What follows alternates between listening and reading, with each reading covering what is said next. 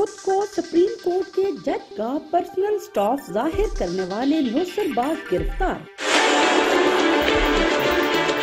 मुलजिम की शिनाख्त बिलाल शुएब और ताल्लुक आजाद कश्मीर से है।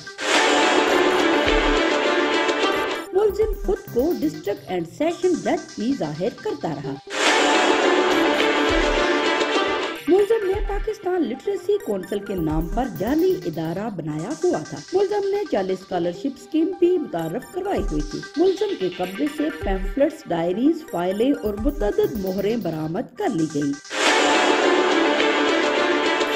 और इसके अलावा मुलजिम के कब्जे से फ्लैग और मुतअद्दिद जाली सर्विस बुक्स भी बरामद। मुलजिम के कब्जे से डोमिसाइल और जाली स्कॉलरशिप फॉर्म भी बरामद।